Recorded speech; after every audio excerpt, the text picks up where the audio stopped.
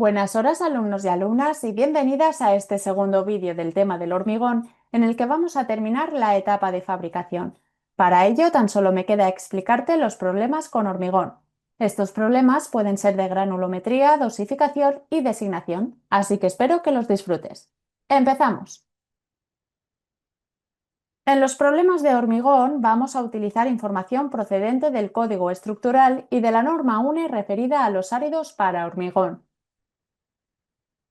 Como te he comentado, dentro de los problemas trabajaremos tres conceptos distintos: la granulometría, la dosificación y la designación. La granulometría hace referencia exclusivamente a los áridos. La dosificación nos indica las cantidades de cada componente para fabricar un determinado volumen de hormigón. Y la designación será el código con el que podremos identificar a nuestro hormigón, al igual que hemos hecho con otros materiales. El objetivo de la dosificación es conseguir unas proporciones de cada componente adecuadas para tener una buena consistencia que nos facilite la puesta en obra del hormigón en estado fresco, y también una buena compacidad con una baja porosidad en el hormigón endurecido.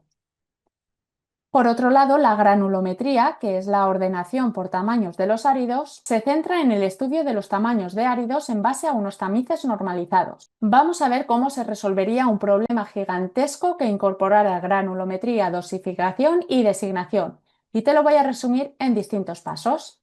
Empezamos con la granulometría. En el primer paso deberíamos diferenciar entre gravas y arenas. Como hemos dicho, nos interesa obtener una granulometría adecuada para reducir la porosidad del hormigón, que nos lleva a una disminución de la resistencia mecánica y de su durabilidad. Identificaremos como gravas aquellas que quedan retenidas por el tamiz de 4 milímetros y arenas aquellas que pasen por el tamiz de 4 milímetros. Como indicamos con los áridos, para conocer el tamaño de nuestro árido utilizaremos tamices de distintos tamaños según la norma UNE correspondiente. En el segundo paso del problema vamos a descartar los áridos que presenten granulometría discontinua. Es decir, vamos a eliminar los áridos que carezcan de retenidos en algún tamiz. Y esto lo voy a detectar viendo un porcentaje repetido de retenido y acumulado en alguno de los tamices de la serie. Para ello también me puedo fijar en las tablas o en la curva granulométrica, que es una gráfica donde relaciono la abertura de tamiz con el porcentaje de retenido y acumulado. Una discontinuidad en la gráfica aparece como una línea horizontal. El tercer paso consiste en comprobar el tamaño máximo y mínimo de árido. Para ello tengo que revisar que se cumplan las columnas amarillas en el caso del tamaño máximo y las verdes en el tamaño mínimo. Por ejemplo, para un tamaño máximo de árido de 16 milímetros, en el tamiz de 16 deben pasar del 90 al 99% del árido, y en el tamiz doble, es decir, el de 31,5 milímetros, debe pasar el 100%. Si esto no se cumpliera, debería elegir el siguiente tamiz, es decir, el de 31,5 milímetros. Para el tamaño mínimo debería comprobar las columnas de minúscula y de dividido por 2. De no cumplirlas, seleccionaría el siguiente inferior. El cuarto paso consiste en comprobar el contenido máximo de finos tanto en las gravas como en las arenas, y para ello nos fijaremos en el porcentaje que pasa por el tamiz de 0,063 milímetros. Las comprobaciones realizadas hasta este cuarto paso nos van a permitir seleccionar la arena y la grava más adecuada de las disponibles. A continuación, en el quinto paso vamos a ajustar la granulometría de la arena y grava para mejorarla. Esto lo conseguiremos calculando en primer lugar los módulos granulométricos. Estos módulos se obtienen sumando el porcentaje de retenido y acumulado desde el tamiz 0,063 hasta el tamiz 63 y dividiéndolo por 100. Seguidamente, en el paso 6 vamos a ajustar nuestra granulometría. De los distintos métodos que existen para hacerlo, nosotras nos vamos a centrar en el método de Fuller. Según este método, existe una curva granulométrica, es decir, una relación de porcentajes de retenido y acumulado, que nos ofrece la mayor compacidad. Según Fuller, podemos ajustar la granulometría de nuestros áridos ajustando nuestros módulos granulométricos según el módulo granulométrico de la curva de Fuller. Esto se consigue resolviendo un sistema de dos ecuaciones que relacionan los módulos granulométricos de la arena y grava con el tanto por uno de la cantidad de arena y grava a utilizar. Una vez despejadas estas incógnitas, multiplicamos la porción de arena en tanto por uno por el porcentaje de retenido y acumulado de las arenas y la porción de gravas en tanto por uno por el porcentaje de retenido y acumulado de las gravas. Obtenidos los nuevos porcentajes, los sumamos para conseguir el árido total. Y hasta aquí sería un problema de granulometría. Vamos a ver cómo se haría la dosificación. En el paso 7 deberíamos identificar el ambiente o clase de exposición. La normativa define diferentes tipos de ambiente en función de su agresividad frente a la durabilidad del hormigón, clasificando los ambientes según el agente agresivo en los diferentes grupos. Por ejemplo, aquí tendríamos los tipos de ambientes para una situación sin riesgo de ataque por corrosión o con corrosión inducida por carbonatación. Mientras que aquí estaría la corrosión inducida por cloruros de origen no marino y por cloruros de origen marino. Continuamos con el paso 8, donde estableceremos el contenido de agua y cemento. El contenido de agua lo sacamos en función de la consistencia del hormigón, que puede venir indicada en el enunciado en función de los milímetros de asentamiento, que esto es algo que te voy a contar en unos minutitos. Con la consistencia, el tamaño máximo del árido y el tipo de árido, podemos encontrar los litros de agua necesarios para un metro cúbico de hormigón. Después buscaremos la máxima relación de agua-cemento y con los kilos de agua despejaremos los kilos necesarios de cemento. Además, comprobaremos que los kilos de cemento son mayores al contenido mínimo e inferiores a 500 kilos para dosificar un metro cúbico de hormigón fresco. Si el contenido fuera mayor, deberíamos limitarlo a 500 y utilizar fluidificantes.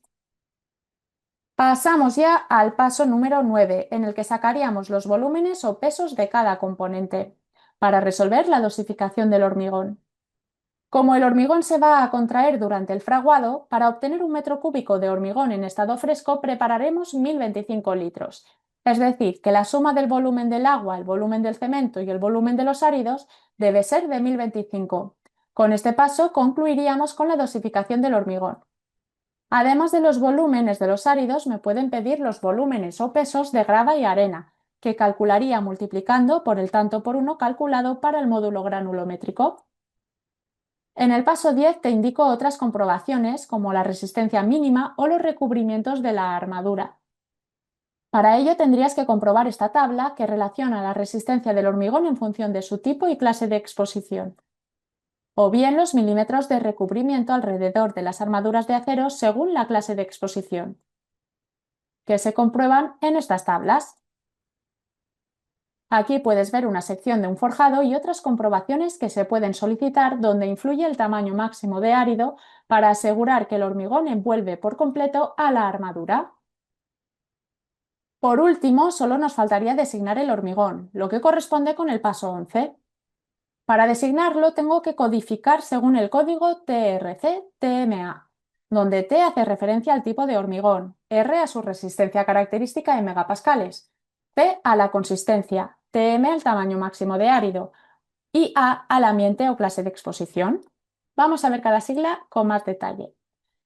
En cuanto a la T para designar el tipo de hormigón, estudiaremos 5 diferentes. Los hormigones en masa o HM son aquellos hormigones estructurales que no tienen armadura. Se utilizan en hormigones sometidos únicamente a compresión, como en la cimentación, que es la parte estructural del edificio que se encuentra bajo tierra para transmitir las acciones al terreno. Por otro lado, los hormigones de limpieza o HL no son estructurales, sino que se vierten sobre el terreno bajo las cimentaciones para evitar la contaminación del hormigón estructural separándolo del terreno. También están los hormigones armados o HA, que son aquellos que tienen armaduras para soportar los esfuerzos a tracción y se utilizan para hormigón estructural in situ. Otro tipo de hormigón es el pretensado o HP, en los que las armaduras se ponen en tracción previamente al endurecido del hormigón y son propios de la prefabricación. Por último, estarían los hormigones que incorporan fibras para aportar resistencia a flexión y a tracción. Para designarlos añadimos la letra F al tipo de hormigón, como por ejemplo HMF, HAF o HPF. Volviendo a la designación, continuamos con la R de resistencia. La R es la resistencia característica a compresión del hormigón. ¿Y qué significa resistencia característica? Por un lado tenemos la resistencia media, que es la media de las obtenidas después de la rotura de varias probetas, pero a nosotras nos va a interesar más la resistencia característica por ser más fiable, ya que se define como la resistencia que supera en un 95% de las probetas ensayadas. También en cálculo estructural habrás trabajado con la resistencia de cálculo, que es la que se obtiene al aplicar a la resistencia característica un coeficiente de seguridad. Como hemos dicho, con el tipo de resistencia que vamos a trabajar es con la característica porque nos da mayor fiabilidad. La resistencia de los hormigones depende del tipo de cemento y de la compacidad del hormigón. Los hormigones tienen una resistencia característica según su tipo de cemento que puede ir desde los 20 hasta los 100 megapascales. Por otro lado, la compacidad es la relación entre el volumen sólido y el volumen aparente, por lo que cuanto menos poros o menos aire en nuestro hormigón, mayor compacidad y, por tanto, mayor resistencia.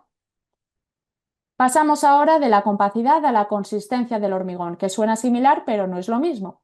La consistencia es la oposición que presenta un hormigón en estado fresco a experimentar deformaciones.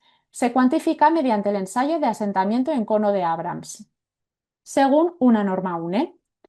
Este ensayo consiste en rellenar un cono con hormigón fresco y medir el asentamiento en centímetros que sufre la pasta de hormigón al retirar el cono. Los factores que influyen en la consistencia del hormigón son la forma y tamaño de los áridos, el contenido de cemento, la cantidad de agua de amasado y el empleo de aditivos. La consistencia influye en la facilidad de un hormigón para ser puesto en obra y para rodear bien las armaduras.